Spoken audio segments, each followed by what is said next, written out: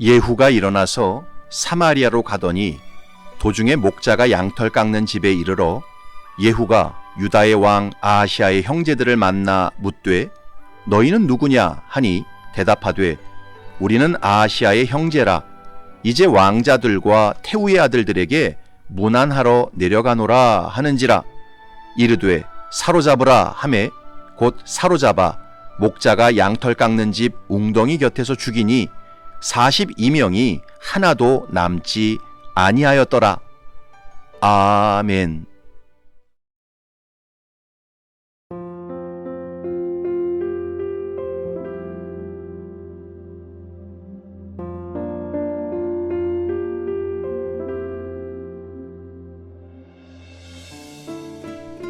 이희돈 박사라는 분이 있습니다. 이분이 누구냐 하면 동양인 최초로 최연소 세계무역센터 무역협회의 부총재가 된 분이었습니다. 이분의 사무실이 9.11 테러로 무너진 월드 트레이드 센터 안에 있었습니다. 테러가 일어나던 당일 아침 이희돈 박사님은 워싱턴 DC 공항에서 비행기를 타고 뉴욕 월드 트레이드 센터로 출근을 했답니다. 그런데 그날따라 워싱턴 공항에서 커피가 너무 마시고 싶더랍니다. 그래서 커피숍에 갔는데 사람들의 줄이 너무 길어서 커피 마시는 것을 포기하고 평소에 잘 마시지 않는 주스를 사 마셨답니다. 그런데 그게 배탈이 난 것입니다. 비행기 안에서 천둥이 치고 난리가 난 것입니다. 뉴욕 공항에 내리자마자 계속 화장실을 들락날락 거렸답니다. 거기서 40분 이상을 쫙쫙 내렸답니다. 그리고 월드 트레이드 센터로 가는데 그 사이에 테러범들이 세계무역센터 빌딩을 비행기로 공격한 것이었습니다. 만약 그날 주스를 사 마시지 않고 배탈이 나지 않았으면 영락없이 자기도 죽었다는 것입니다. 이희돈 박사님은 간증합니다. 그날 우연히 주스를 사 마신 것 같고 우연히 배탈이 난 것 같지만 결국 그 속에는 이희돈 박사님을 살리시는 하나님의 섭리가 있었다는 것입니다.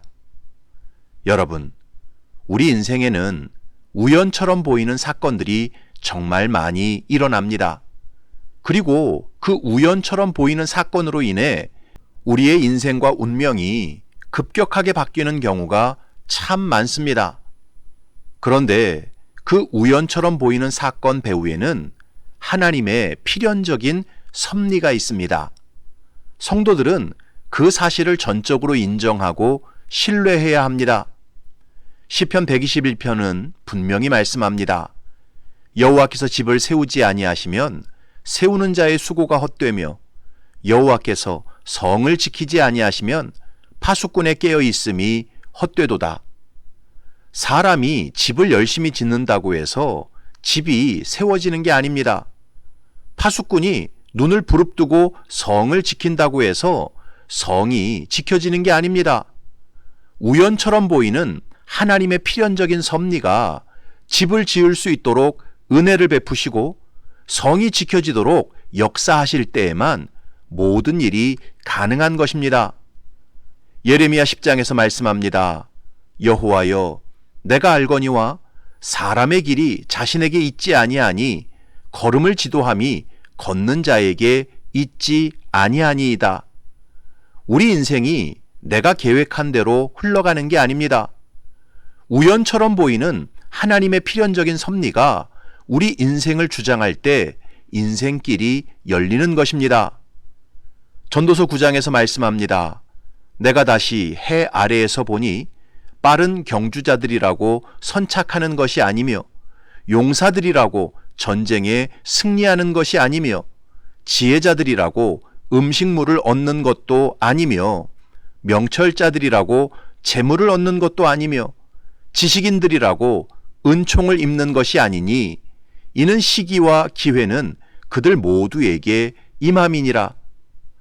아무리 외적인 능력과 조건이 뛰어나도 우연처럼 보이는 시기와 기회가 틀어지면 아무것도 이룰 수 없는 것이 우리 인생입니다. 오늘 본문에 보면 남유다 아하시야 왕의 조카들이 정말 우연치 않게 사마리아로 가는 길목에서 예후의 군대를 만나게 되었습니다. 그리고 그 예후에 의해 42명 전원이 사로잡히고 무참하게 죽임을 당하는 사건이 벌어졌습니다. 12절부터 14절을 보면 예후가 일어나서 사마리아로 가더니 도중에 목자가 양털 깎는 집에 이르러 예후가 유다의 왕 아하시야의 형제들을 만나 묻되 너희는 누구냐 하니 대답하되 우리는 아하시야의 형제라.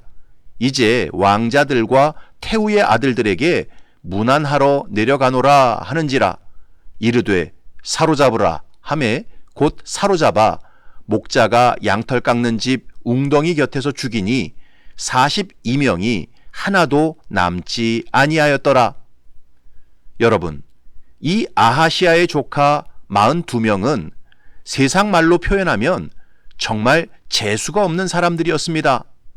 하필이면 예후가 북이스라엘에서 역성혁명을 일으켰을 때 북이스라엘의 왕 여호람을 문병하러 왔다가 사마리아 길목에서 우연히 마주쳤습니다. 누구도 이런 만남을 미리 계획하지 않았고 예상하지 않았습니다. 정말 우연히 만나게 된 것이었습니다. 그런데 그 우연한 사건을 통해 아하시야의 조카 42명은 무참하게 죽임을 당했습니다. 그렇다면 이 아하시야의 조카 42명은 정말 재수가 지독히 없어서 이런 일을 당한 것일까요? 아닙니다. 그 배후에는 하나님의 필연적인 섭리가 있었습니다. 남유다의 여호사밧 왕이 북이스라엘의 아합 왕과 결혼 동맹을 맺으면서 여호사밧의 아들 요람 왕은 이세벨의 딸 아달랴를 아내로 맞이했고 요람의 아들 아하시야 역시 아합 가문의 딸과 결혼했습니다. 그러면서 남유다 왕가는 하나님을 떠났고 바알을 숭배하는 죄를 저질렀습니다. 그렇게 범죄한 세월이 대략 10년 정도였습니다. 하나님께서는 이렇게 하나님을 떠나 우상 숭배하던 남유다 왕가의 자손 42명을 우연처럼 보이는 필연적인 섭리로 한꺼번에 심판해 버리신 것이었습니다. 여러분, 예수님께서 분명히 말씀하셨습니다. 참새 2마리가 한 아사리온에 팔리지 않느냐? 그러나 너희 아버지께서 허락하지 아니하시면 그 하나도 땅에 떨어지지 아니하리라. 참새 한 마리가 땅에 떨어지는 것도 하나님의 허락 없이는 되어지지 않는 일입니다. 하물며 42명의 사람이 죽임을 당하는 일이 하나님의 허락과 섭리 없이 벌어지겠습니까? 말도 안 되는 소리입니다. 그러므로 성도는 그것이 좋은 일이든 나쁜 일이든 인생의 우연처럼 다가오는 어떤 사건을 경험할 때마다 그 속에서 하나님의 뜻과 섭리를 캐치하고 깨달을 수 있어야 합니다. 정말 우연치 않게 고통스러운 사고나 문제가 터졌다면 그 일을 통해서 내가 하나님 앞에서 회개해야 할 죄가 없는지 깊이 돌아봐야 합니다. 또 정말 우연치 않게 좋은 일이 생기고 문제가 잘 풀렸다면 그 일을 통해서 내가 하나님을 기쁘시게 한 일은 무엇이었는지 잘 생각해 봐야 합니다. 여러분, 탁구 선수들이 경기를 하다 보면 공이 테이블 모서리에 맞아서 엣지볼로 점수를 따는 경우가 종종 있습니다. 일반 사람들이 볼 때 그 엣지볼은 정말 우연치 않게 점수를 따는 것처럼 보입니다. 행운의 점수처럼 보입니다. 그런데 막상 선수들은 다르게 말합니다. 엣지볼도 실력이다. 이렇게 말합니다.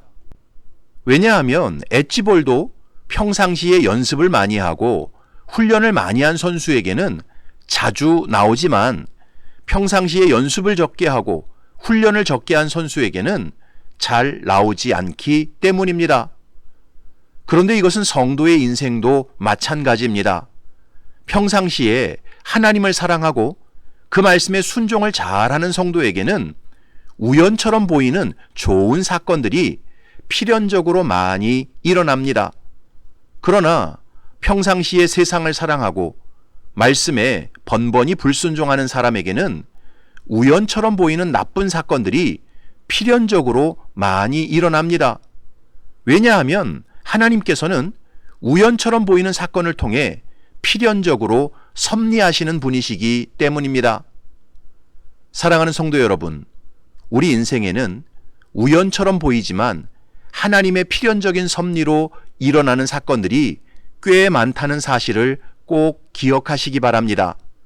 그래서 항상 하나님을 사랑하고 그 말씀에 순종하며 사시기 바랍니다.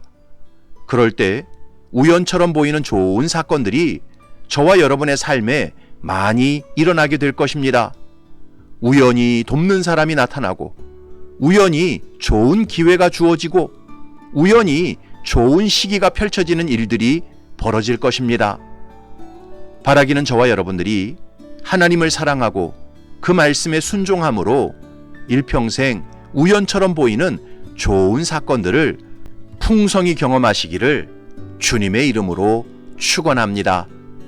아멘.